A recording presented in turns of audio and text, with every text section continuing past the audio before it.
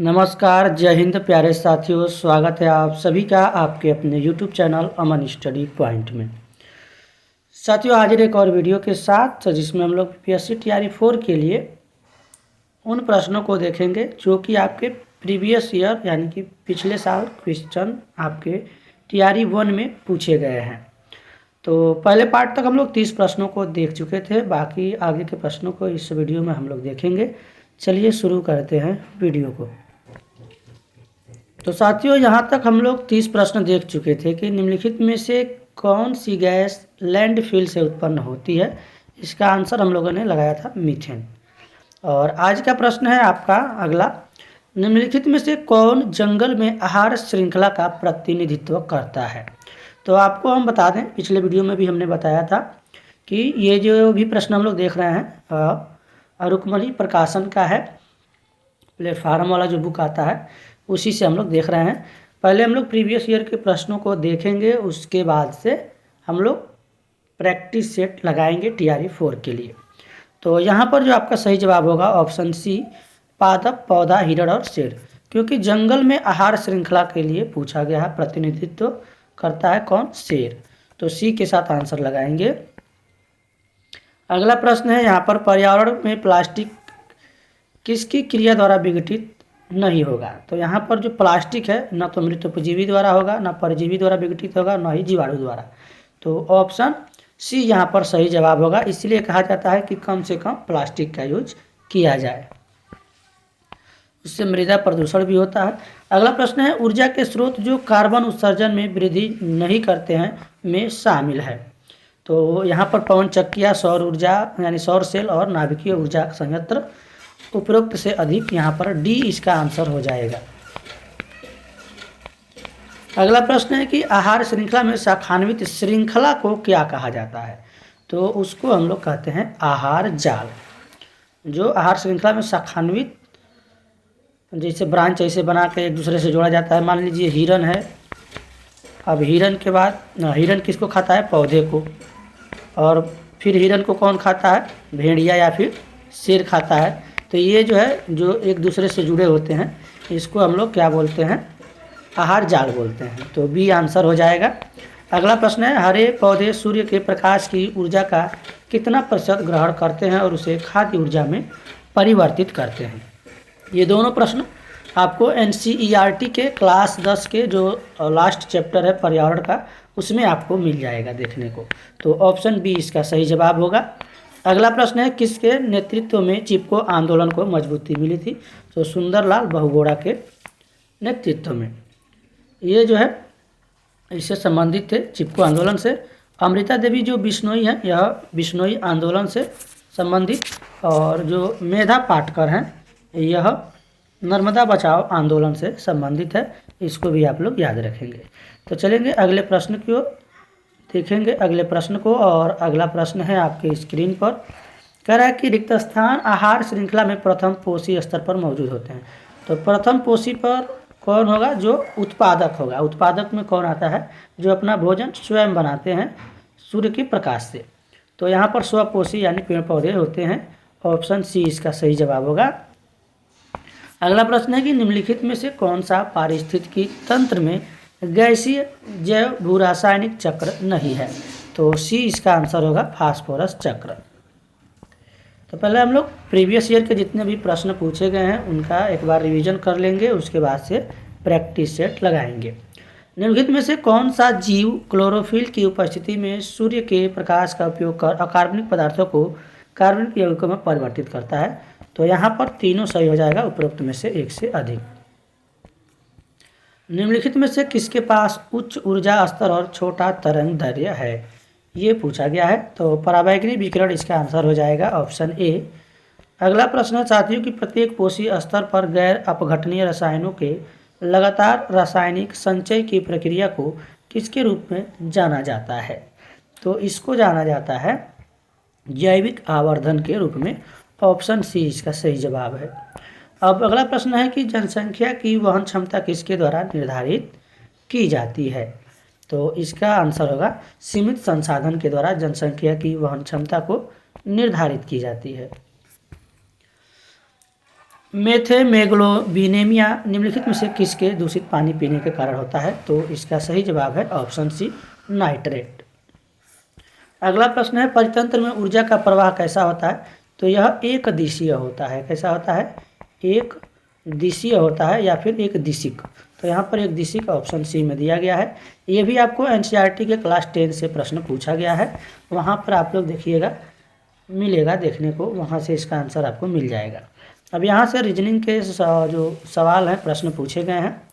Code को शब्द के रूप में कोडित किया गया है और स्टेप को इस कोड के रूप में कोडित किया गया है। फिर स्पोर्ट को किस रूप में कोडित किया गया है, ये आपसे पूछा गया है। तो यहाँ पर देखेंगे 4 अक्षर इसमें है और इसमें कितने हैं? 8। तो इसको हम लोग डबल डबल लेके चलेंगे, यानी एक अक्षर के लिए 2 अंक। तो सी के लिए 15, ओ के लिए 16 और डी के लिए 19 और ई के लिए 91। उसी प्रकार स्टेप में देखेंगे तो यस के लिए 18, 2 का जोड़ा बनाएंगे। टी के लिए 76 और ई के लिए 91 और पी के लिए 22, यानी 22। अब इस प्रकार स्पोर्ट लिखने के लिए एस के लिए क्या आएगा? एस के लिए आ जाएगा 18 और यहाँ पर टी के लिए इसमें यूज हुआ 76 और पी यहाँ पर आएगा। तो पी के लिए हमको लेना पड़ेगा 22, 18 22 हो गया। और फिर ओ है, तो ओ जो है कोड में ओ के लिए 16 यूज किया गया है।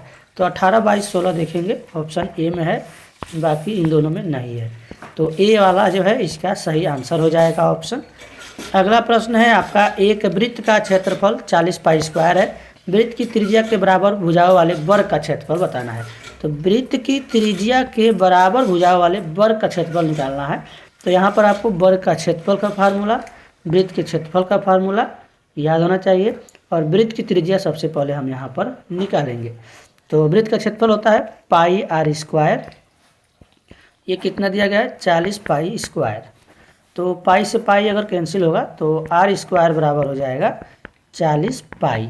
अब आर का मान त्रिज्या निकालेंगे तो रूट में हो जाएगा 40 पाई।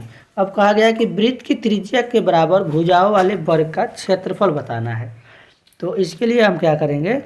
वृत्त की त्रिज्या बराबर वर्ग के भुजाओं वाले क्षेत्रफल बराबर क्या हो जाएगा? 40 पाई। ये हमारा रूट में आएगा। अब वर्ग का क्षेत्रफल होता है भुजा का स्क्वायर। तो भुजा स्क्वायर अगर करेंगे तो भुजा का मान इसका है 40 पाई, रूट में है। जब इसका हम लोग स्क्वायर करेंगे तो ये रूट हट जाएगा, तो हमारा आंसर बचेगा 40 पाई। तो इसको आप लोग नोटबुक में सॉल्व करिएगा, 40 पाई इसका आंसर मिलेगा। अगला प्रश्न देखेंगे, समूह में जो है भिन्न शब्द चुनना है। पुस्तक, कागज, पेंसिल, पेन और रबड़। तो यहाँ पर क्या है? रबड़, पेन, पेंसिल, कागज, ये एक हो सकता है, सिंगल भी हो सकता है। जबकि जो पुस्तक है ये इनसे भिन्न है, ये कई पेजों का समूह होता है। तो आंसर हमारा हो जाएगा ऑप्शन सी। अगला प्रश्न आपका ये पूछा गया है, अंग्रेजी वर्णमाला में यदि ए बराबर 1, डी बराबर 2 और पी बराबर 4 हो तो निम्नलिखित में से कौन सा 3 को दर्शाता है? तो यहाँ पर ध्यान देंगे, ए जो है पहले स्थान पे आता है, डी आता है चौथे स्थान पर यानी वर्णमाला में, और पी आता है 16वें स्थान पर। तो 4 का अगर हम लोग वर्गमूल निकालें, वर्गमूल रूट ले लेंगे तो 2 होगा। तो डी बराबर 2 दिया गया है। 16 का वर्गमूल अगर हम लोग निकालें तो 4 होगा। तो पी का मान दिया गया है 4। उसी प्रकार 3, तो 3 का स्क्वायर क्या होता है? 9। तो 9वें स्थान पे कौन सा आएगा? आई आएगा। तो आई आता है 9वें स्थान पर, तो आई आता है 9वें पे, तो 9 का वर्गमूल निकालेंगे तो 3 ही आएगा। इसलिए ए ऑप्शन आई हमारा आंसर हो जाएगा। ये प्रश्न दिया गया है कि दो संख्याएं 21:10 के अनुपात में हैं, यदि उनका मस 11 है तो संख्याओं का योग है। तो आप क्या करिए, इन दोनों को जोड़ के 11 से गुणा कर दीजिए। 11 से गुणा करेंगे, 11 का 9 11, 11 दूना 22 और 23 और 11 दहाँ के 110, इसको जोड़ेंगे 1 3 और 1 4 और 2 1 3, 341। ऑप्शन सी आपका सही जवाब हो जाएगा। तो वीडियो थोड़ा सा स्पीड ही है क्योंकि थोड़ा प्रश्न ज़्यादा है और कम समय में हम लोग कोशिश करेंगे कि प्रश्नों को यहाँ पर पूरा कर लिया जाए। एक स्मार्टफोन को P रुपये में बेचने पर 10% का लाभ होता है और स्मार्टफोन को Q रुपये में बेचने पर 4% की हानि होती है, तो P अनुपात Q बताना है। तो मान लीजिए कि स्मार्टफोन का जो क्रय मूल्य है वो 100% है, हम लोगों ने मान लिया 100%। अब इसमें से 10% लाभ होता है P रुपये में बेचने पर, तो 10% लाभ होगा तो P बराबर हो जाएगा 110%, और Q रुपये में बेचने पर अगर 4% हानि होती है तो 100 में से अगर हम 4 माइनस करेंगे तो Q बराबर आपका हो जाएगा 96%। तो जब इसको हम लोग 2 से डिवाइड करेंगे तो 55 बार में डिवाइड होगा 110 और 96 डिवाइड होगा 48 बार में, तो C इसका आपका सही आंसर आएगा। अब अगला ये प्रश्न दिया गया है, एजुकेशन शब्द के अक्षरों को कितने प्रकार से व्यवस्थित किया जा सकता है ताकि स्वर एक साथ आ जाए। अब इसमें देखेंगे ई है, यू है, ए है, आई है, ओ है, तो इसमें 5 स्वर हैं और 4 व्यंजन हैं, कॉन्सोनेंट और वावेल। तो यहाँ पर क्या करेंगे, इसका हम लोग फैक्टोरियल ले लेंगे, 5 गुणा में फैक्टोरियल 4 + 1, तो 5 गुणा में 4 गुणा में 3 गुणा में 2 और गुणे 1, और फिर से गुणा करेंगे 4 गुणा, ये तो 4 1 5 हो जाएगा, तो 5 से ही जाएगा, 5 गुणे 4 गुणे 3 गुणे 2 1, इसका गुणा करेंगे 5 चौके 20, 20 दिया 60 दूना 120, 120 गुणा में 120, जब दोनों को सॉल्व करेंगे 12 बरहियम 144, 12 का स्क्वायर होता है 144 और 2 जीरो, तो यहाँ पर देखेंगे ऑप्शन ए आपका आंसर मिलेगा। अब इसको दिया गया है आरोही क्रम में व्यवस्थित करने के लिए, तो सबसे पहले इनको अंकों के 2 स्थान तक भाग दीजिए, दशमलव में आएगा, तो 13/18 है, 29/36 है और 41/45 है, 51/60 है। इनको डिवाइड कर लेंगे, उसके बाद से आसानी से हम लोग इसको आरोही क्रम में व्यवस्थित कर लेंगे।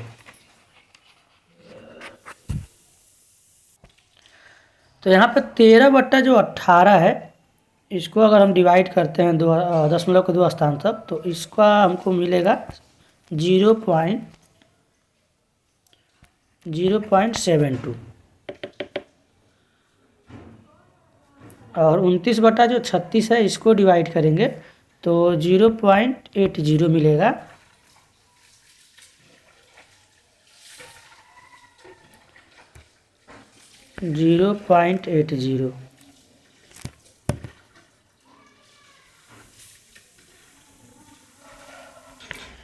तो इसको जो है 0 के दशमलव के 2 स्थान तक डिवाइड कीजिए, 13/18 0.72 हो जाएगा, और 29/36 जो है यह 0.82 आएगा और 0.80 आ जाएगा, और यहाँ पर जो 41/45 है ये आ जाएगा 0.91।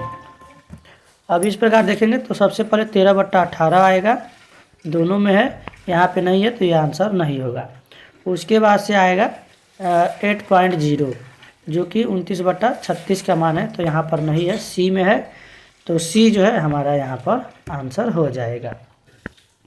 अब ये दिया गया है, दिए गए वर्ग में चित्र में कितने वर्ग हैं, तो इधर से देखेंगे 4 और इधर से भी 4, तो इसके लिए हम क्या करेंगे, 1 से लेकर 4 तक स्क्वायर करेंगे, 1 का स्क्वायर, 2 का स्क्वायर, 3 का स्क्वायर और 4 का स्क्वायर।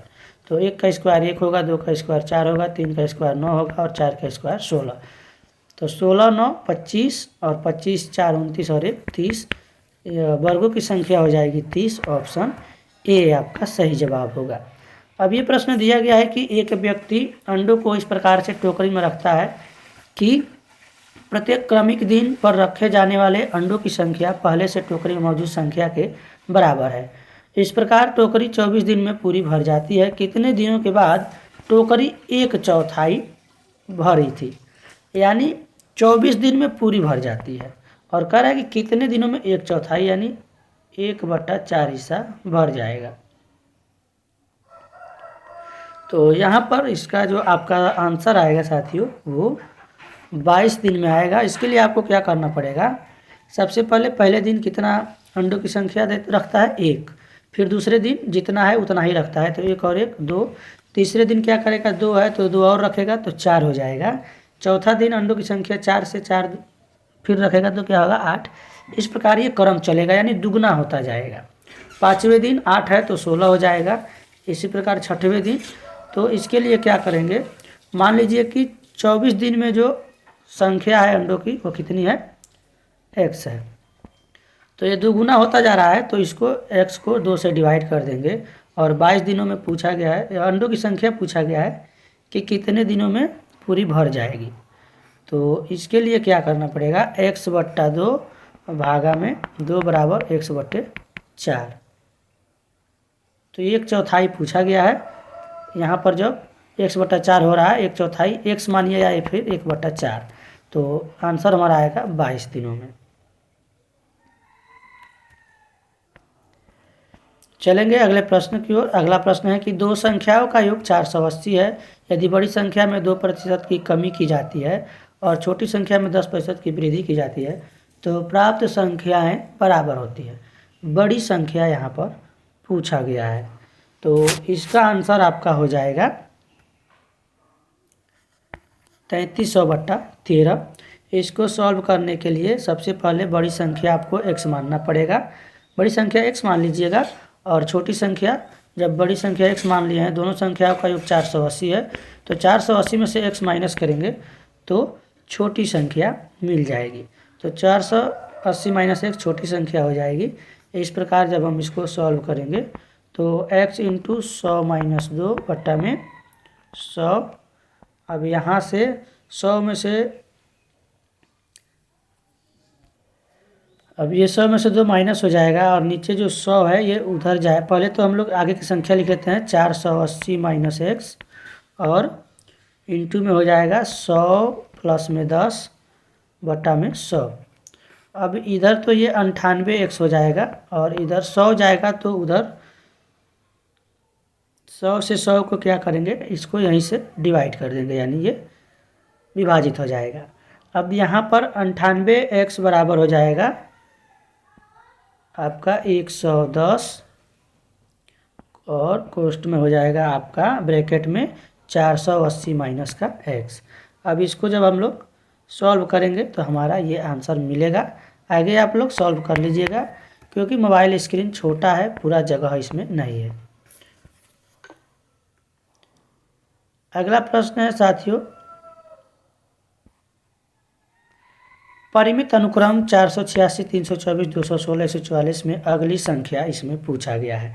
तो इसमें देखेंगे ये इसका 2/3 है, ये इसका 2/3 है, ये इसका 2/3 है। देखिए कैसे, 486 इसका 2/3 करेंगे तो 3 से डिवाइड करेंगे, 3 × 1 = 3, 3 × 6 = 18, 3 दूनी 6। अब 116 में 2 का गुणा कीजिए, 2 दूना 4, 2 छक्के 12 और 2 एकम 2 1 3, 324 आ रहा है। तो पूरी संख्या इसी तरह से है। तो 144 का जब 2/3 निकालेंगे तो 3 चौके 12, 3 अठे 24, 48 दूनी कितना आएगा हमारा, 96 आएगा। तो 48 दूना 96, ऑप्शन सी इसका सही जवाब है। अब अगला प्रश्न ये भी दिया गया है, निम्नलिखित श्रेणी में रिक्त स्थान के यहाँ पर क्वेश्चन मार्क के स्थान पर कौन सी संख्या आएगी। 240 है, 120 यहाँ पर खाली जगह दिया गया है, 180, 360 और 900। तो यहाँ पर देखेंगे 240 ये 0.5 है, इतना गुना है। फिर ये 120 1 गुना है, और जब यहाँ से चल रहे हैं तो ये इसका 1.5 गुना है 1.5। और फिर यहाँ से 180 का 360, ये 180 का कितना है, 2 गुना है। अब यहाँ पर 360 जो है ये इसका कितना है, 2.5 गुना है। तो यहाँ पर 120 का 1 गुना हमारा आएगा 120, यानी ऑप्शन सी ही इसका आंसर हो जाएगा। तो उसको आप लोग इन प्रश्नों को स्क्रीनशॉट ले लीजिएगा या फिर नोटबुक में एक बार इसको सॉल्व कीजिएगा। कराए कि निम्नलिखित स्थानों पर कौन सा पद होगा। तो यहाँ पर जो है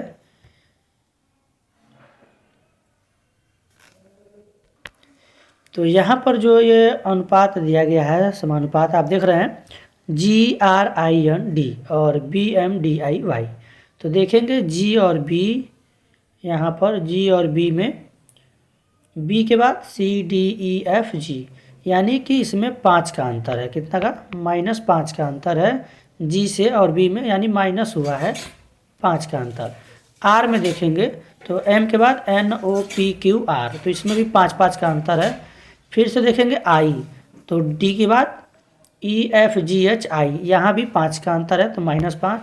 सेम उसी प्रकार जो फिक्शन लिखा गया FICTION, अब इसमें हम F से 5 स्थान आगे जाएंगे या फिर पहले जाएंगे। तो F के बाद क्या आता है? GHIJK, तो कहीं ना कहीं K आएगा 5, तो ये 5 कम होना चाहिए इससे। तो यहाँ पर हमारा A वाला आंसर हो जाएगा। यहाँ पर देखिए F है तो F के 5 स्थान आगे जाइए, GHIJK, तो यही आंसर हो जाएगा, बाकी किसी में K नहीं है। तो यहाँ पर थोड़ा सा लिखने में प्रॉब्लम होती है स्क्रीन पर। आप लोग जैसा आप लोग आवाज़ को सुनकर, वॉइस को सुनकर नोटबुक में सॉल्व करने का प्रयास कीजिएगा, सॉल्व कर सकते हैं। तो डिजिटल बोर्ड नहीं है, मोबाइल स्क्रीन है, थोड़ी सी दिक्कत होती है, दिक्कत का सामना करना पड़ रहा है।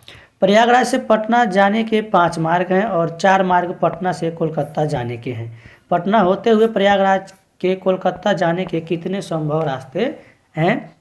संभावना पूछा गया है। तो प्रयागराज से पटना जाने के कितने रास्ते हैं? 5 रास्ते हैं। और फिर पटना से कोलकाता जाने के 4 रास्ते हैं। तो पटना से कोलकाता जाने के कितने रास्ते हैं? 4। तो कह रहा है पटना होते हुए प्रयागराज के कोलकाता जाने के कितने संभव रास्ते हैं, ये बताना है। तो इसमें जो है आपका हो जाएगा 5 गुणा में 4 कर दीजिए, 20 आपका हो जाएगा। यानी 5 मार्ग इसके हैं, 4 मार्ग इसके हैं, तो संभावना हो जाता है आपका संभव रास्ता 20। ऑप्शन ए यहाँ पर सही जवाब है। और आज हम लोग इस वीडियो का आखिरी प्रश्न देखेंगे। सर्वाधिक उपयुक्त कथन का चयन कीजिए। कोई वृत्त अति परवलय नहीं है, हर वर्ग आयत है, हर वृत्त दीर्घवृत्त है, उपयुक्त में से एक से अधिक या फिर उपयुक्त में से कोई नहीं। तो उपयुक्त यानी कि जो कथन सत्य है उसका चयन करना है। तो उपयुक्त कथन हो जाएगा इसमें से उपयुक्त में से एक से अधिक। कोई वृत्त अति परवलय नहीं है, हर वर्ग आयत होता है। तो यहाँ पर ये दोनों जो है उपयुक्त है यहाँ पर, इसलिए एक से अधिक हमारा आंसर जाएगा। तो साथियों आज के वीडियो में बस इतना ही। और जो मैथ के प्रश्न हैं उनको थोड़ा सा सॉल्व करने में यहाँ पर स्क्रीन में लिखने में दिक्कत होती है, तो उसके लिए आप सभी से क्षमा चाहेंगे, क्योंकि डिजिटल बोर्ड नहीं है मोबाइल स्क्रीन पर, और कोई यहाँ पर स्क्रीन पर लिखना भी उतना संभव नहीं है, जितना हो पाता है प्रयास किया जाता है। तो आप लोग बाकी जीके के प्रश्नों को अच्छे से देखिएगा और मैथ के प्रश्नों को आप लोग अपने से सॉल्व कीजिएगा। तो मिलेंगे नेक्स्ट वीडियो में। और अगर वीडियो पसंद आया हो तो एक बार वीडियो को लाइक और शेयर कर दीजिएगा, और चैनल पर पहली बार हैं तो चैनल को सब्सक्राइब करके बेल नोटिफिकेशन आइकन को प्रेस कर दीजिएगा, ताकि सभी नोटिफिकेशन आप सभी तक पहुंच सके। तो मिलते हैं नेक्स्ट वीडियो में, तब तक के लिए धन्यवाद। जय हिंद।